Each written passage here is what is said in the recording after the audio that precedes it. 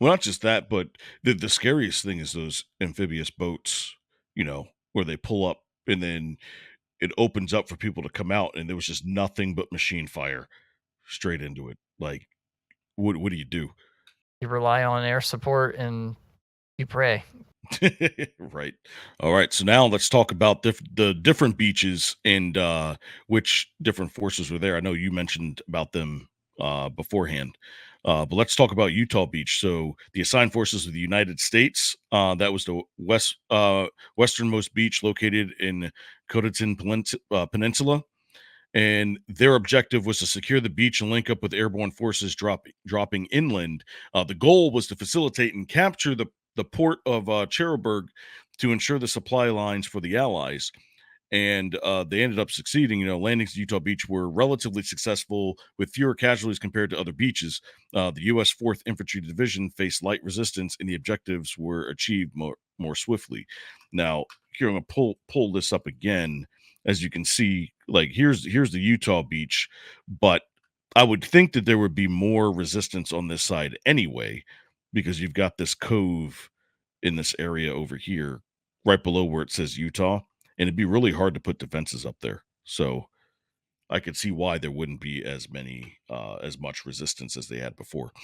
Then in Omaha Beach, again, the United States. So the objective was to establish in a beachhead and link up with the forces of Utah Beach and the Western and Gold Beaches to the east.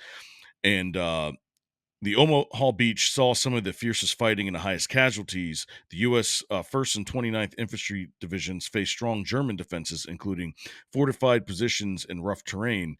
Despite heavy losses, the beach was eventually secured. One of the big some of the big one of the big reasons why they lost was those high up gun spots. We outmanned them we outmanned them not because we had more people, but because we had more bullet sponges.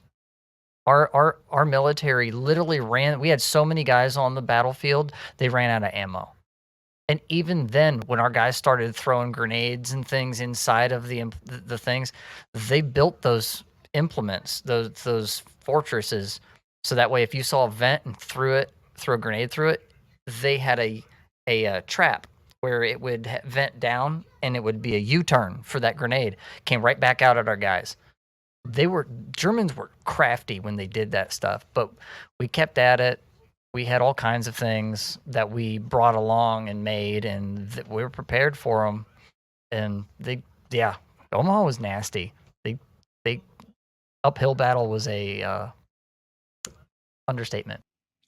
Tell me about it. All right, so the third one's Gold Beach with the United Kingdom, and their objective was to capture the town of Arromanches for the future artificial harbor, or what they would call Mulberry Harbor, and link up with American forces at Omaha Beach and Canadian forces on Juno Beach. So the British 50th Infantry Division faced moderate resistance, but successfully secured the beach and achieved their objectives, including capturing the Arromanches.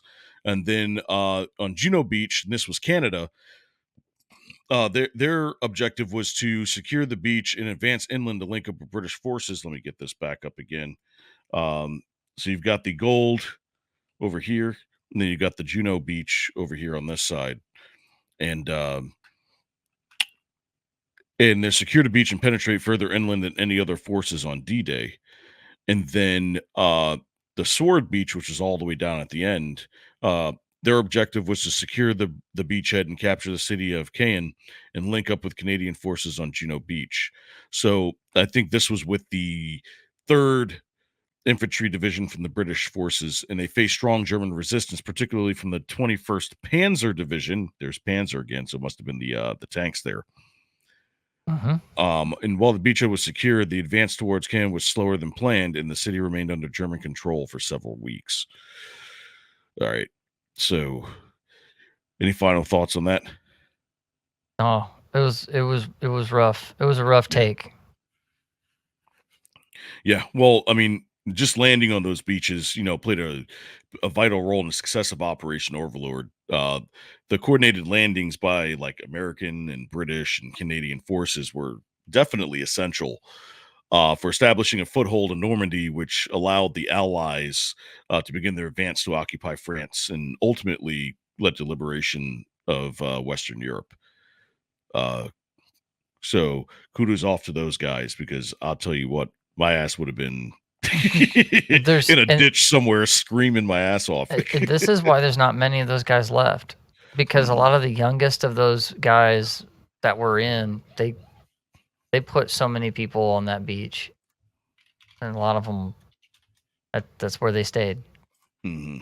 It's where they ended up, and they knew what they were getting into to some degree, not exactly, but Well, not just it's that, but the scariest thing is those amphibious boats, where they pull up and then it opens up for people to come out, that's and there was it. just nothing but machine fire That's straight it. into it. Like, what do you do? You What do you rely do? on air support and you pray. Right. Like, kudo, my hat goes out to those men, all of them, every single To one. them. Exactly. There we go.